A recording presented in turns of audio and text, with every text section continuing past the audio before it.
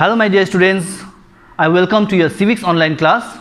So in today's class, we'll be dealing with your fourth chapter that is known as the Directive Principles of State Policy. So even this chapter you have already studied in class 7, but still we'll be going in details that what is exactly the Directive Principles and what are the instruction or the condition that we need to follow in order to go this chapter. First and foremost, we talked that Directive Principle was been taken from a country called Ireland.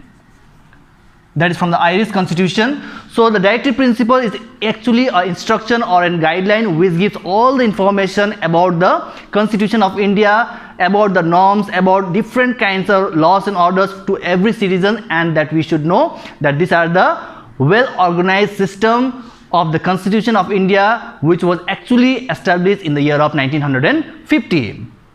After that, we see that the Directive Principle of State Policy, in short, even it is known as DPSP, which stands for Directive Principle State Policy. So according to the Constitution of India, we see that how the DPSP comes under the article number 36 till 51, followed by part number 4, and it mainly comes under the 42nd Amendment Act of 1976. That means overall we see that what are exactly the terms as well as the laws that is been enacted under this Directive Principle, which is actually made for the nation, followed by states, and obviously for all the citizens, those who reside in the parts of Indian subcontinent.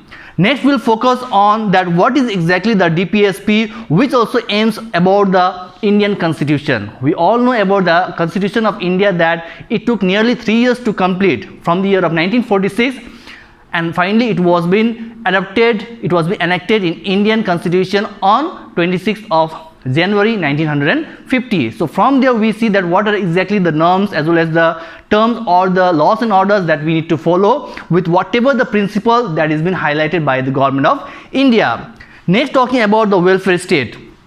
So when we talk about the welfare state, it mainly talks that in order to make a nation or in order to make a state, a welfare state or a nation, what are the strategy or what are the points that is been needed in order to make the states a developed nation as well as a welfare nation. And for that we see that how the government of India takes lots of schemes, lots of steps towards policies in order to help all the citizens by seeing their backward, because we all know in India country we will find different types of caste which are being categorized under SC, scheduled caste, ST, scheduled tribe, OBC, other backward classes, and even talking about the general category. So mainly highlighting on the lower castes like SC, ST and OBC, how the government of India also has made some kind of rules and regulations, some kind of schemes, policies which definitely will help the citizens of India in order to fulfill all their problem, in order to fulfill all their needs, and that is one of the main aims of the Indian Constitution through this DPSP, which acts as a guideline as well as an instruction to give all the information about what are the main principles which comes with the article number 36 to 51. And then we talk about, for example, welfare state, how the government provides free types of services the person who don't have at all any such kind of job. Like example, I would like to tell you about the MG Nirga, so which stands for Mahatma Gandhi National Rural Employment Guarantee Act, which was established in the year 2009, mainly focusing to give a job vacancy to all the people, those who don't have job at all in Indian states residing in those parts of places, which is also known as 100 days of work. You must be seeing nearby your society that the people working with lots of weapons like sickles or different types of weapons for this 100 days work, and after 2 weeks they are being paid in their bank account. So this is also a kind of scheme which the government has provided in order to help those Indian citizens, those who don't have at all a job.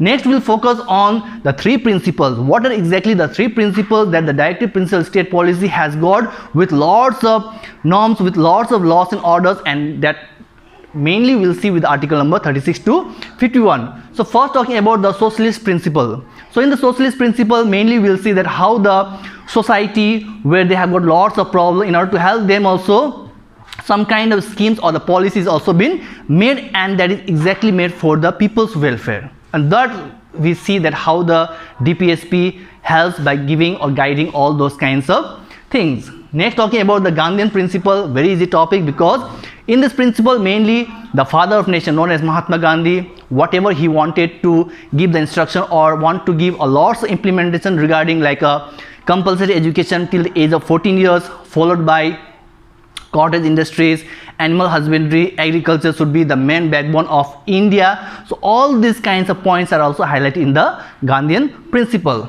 And at the end we talk about the general principle. In the general principle mostly we talk about the nations dealing with each other, how to have a very good friendship, a good bonding, even talking about the treaty, whatever the treaties that have been signed.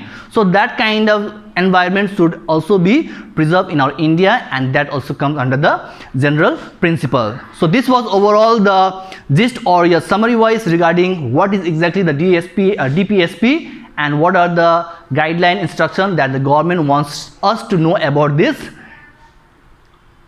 like a program under the part number 4. Hope you have understood. Till then I'll stop my class. Take care, stay safe. Thank you.